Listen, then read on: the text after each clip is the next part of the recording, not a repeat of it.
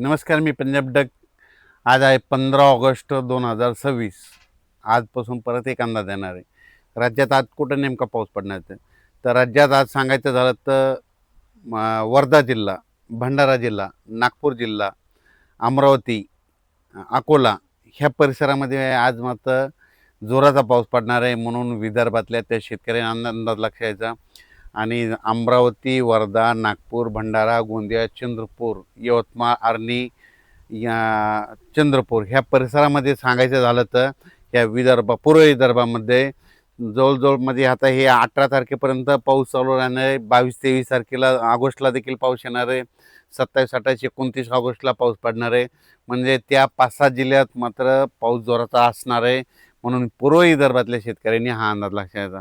पूर्व विदर्भामध्ये गोंदिया जिल्ह्यामध्ये मुसळधार पाऊस पडणार आहे. हे 8 दिवसामध्ये, शेवटच्या आठवड्यात बिन ह्या आता 2-3 दिवसात बी वर्धा जिल्ह्यात बी तशीच परिस्थिती राहील. नागपूर जिल्ह्यात देखील, अमरावतीकडं देखील राहील. त्याच्यानंतर चंद्रपूर, गडचिरोली, यवतमाळ, आर्णी ह्या परिसरामध्ये, त्या 6 जिल्ह्यामध्ये पूर्व विदर्भातल्या तिकडं चांगला जोराचा पाऊस असणार आहे. म्हणजे 30 तारखेपर्यंत दररोज वेगवेगळ्या भागात पडणार आहे. भाग बदलत राहणार, पण जोराचा पडणार, म्हणून पूर्व विदर्भातल्या शेतकऱ्यांना अंदाज लक्षायचा. त्याच्यानंतर आज राज्यात काय परिस्थिती राहणार आहे. आज मराठवाड्याचा विचार केल्याच्या नंतर परभणी जिल्हा, लातूर जिल्हा, बीड जिल्हा, धाराशिव जिल्हा, जालना जिल्हा, संभाजीनगर, हिंगोली, नांदेड ह्या मराठवाड्यामध्ये मात्र आज दुपारनंतर वेगवेगळ्या भागात भाग बदलत मात्र आणखीन 18 तारखेपर्यंत असाच विखुरलेल्या स्वरूपाचा पाऊस मराठवाड्यामध्ये पडणार आहे, म्हणून हा अंदाज लक्षात यायचा. पश्चिम महाराष्ट्राकडे सोलापूर जिल्हा, सांगली जिल्हा, कोल्हापूर, त्याच्यानंतर साताराच्या पश्चिम भाग, पुणे जिल्हा, त्याच्यानंतर कोकणपट्टी तिकडं मात्र आज देखील दुपारनंतर जोराचा पाऊस पडणार आहे, म्हणून हा अंदाज लक्षात यायचा. सोलापूर जिल्ह्यात सर्वत्र नाही, पण वेगवेगळ्या भागात आज भाग बदलत 18 तारखेपर्यंत असाच विखुरलेल्या स्वरूपाचा पाऊस पडणार आहे, म्हणून अंदाज लक्षात यायचा. श्रीगोंदा, कडाष्टी, त्याच्यानंतर कर्जत, जामखेड, त्या अहिल्यानगर, बारामती, त्याच्यानंतर राऊर ह्या परिसरामध्ये आज बऱ्याच भागामध्ये या 3 दिवसामध्ये विखुरलेल्या स्वरूपाचा पाऊस असणार आहे, म्हणून हा अंदाज लक्षात यायचा. पुण्याकडे आज मात्र पाऊस चांगला सुरू होईल, म्हणून पुणेकरांना देखील अंदाज लक्षात यायचा. त्याच्यानंतर संगमनेर, अकोले त्या परिसरामध्ये देखील तिकडला पाऊस मात्र कंटिन्यू चालूच राहणार आहे, म्हणून संगमनेर, अकोला, इगतपुरीच्या शेतकऱ्यांनी अंदाज लक्षात यायचा. नाशिक जिल्ह्यामध्ये सरी चालूच राहतील, म्हणून हा अंदाज त्यांनी देखील लक्षात यायचा. त्याच्यानंतर जळगाव जिल्हा, नंदुरबार जिल्हा आणि इकडं धुळे आणि असं ह्या पट्ट्यामध्ये मात्र कमी दाबाचे पट्टे 2 एका पाठोमाग जात असल्यामुळे तिकडं मात्र पाऊस असाच दररोज म्हणजे ह्या 18 तारखेपर्यंत आहे. आणि त्याच्यानंतर शेवटच्या आठवड्यात बी ऑगस्टच्या शेवटच्या आठवड्यात बी पाऊस असणार आहे, म्हणून त्यांनी अंदाज लक्षात यायचा. फक्त काय होणार आहे, मराठवाड्यामध्ये काही भागामध्ये, बीड जिल्ह्यामध्ये काही भाग, त्याच्यानंतर सोलापूर, लातूर ह्या परिसरामध्ये खूप मोठा पाऊस नाही, फक्त पिकाला लागेल तसाच पाऊस पडणार आहे, म्हणून हा अंदाज त्या शेतकऱ्यांना लक्षात यायचा. हा जो पाऊस पडणार आहे 10 मिनिटाचा, 20 मिनिटाचा, अर्ध्या तासाचा, काही काही ठिकाणी 1 तासाचा पाऊस पडणार आहे. खूप असा मोठा काही पडणार नाही. फक्त जोरदार मुसळधार पाऊस फक्त नागपूर, भंडारा, गोंदिया, चंद्रपूर, यवतमाळ, अमरावती, अकोला ह्या परिसरामध्ये असणार आहे आणि तिकडेच जास्त पडणार आहे. आपल्या इकडं मात्र पिकाला लागेल तसंच पडणार आहे. त्याच्यानंतर कर्नाटक इकडं जत, मंगसुळी तिकडं देखील पाऊस सुरू होणार आहे. तिकडं देखील ह्या 8 दिवसामध्ये तिकडं देखील कर्नाटकला देखील पाऊस सुरू होईल, म्हणून कर्नाटकच्या शेतकऱ्यांनी अंदाज लक्षात. पंढरपूर, सांगोला, आटपाडी त्या तिकडे देखील सरी चालू राहतील. कोल्हापूरला जोरदार पाऊस सुरू राहील, म्हणून कोल्हापूरकरांना अंदाज लक्षात यायचा. साताराच्या पश्चिम भागा म्हणजे पश्चिम भागाकडे मात्र जास्त पावसाचा जोर असेल, म्हणून ते लक्षात यायचं. कोकणपट्टीचा मात्र पाऊस मात्र इकडं रत्नागिरीपासून तर पालघरपर्यंत ते मात्र जोराचाच पाऊस राहणार आहे. महाबळेश्वर हे सगळीकडं ते मात्र अंदाज त्या शेतकऱ्यांनी लक्षात यायचा.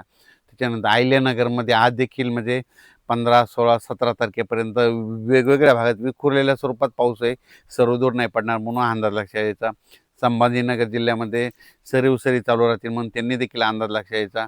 त्याच्यानंतर जळगाव जिल्ह्यामध्ये देखील आज दुपारनंतर आणि रात्रीच्याला देखील असाच विखुरलेला पाऊस असणार आहे, म्हणून अंदाज लक्षात यायचा.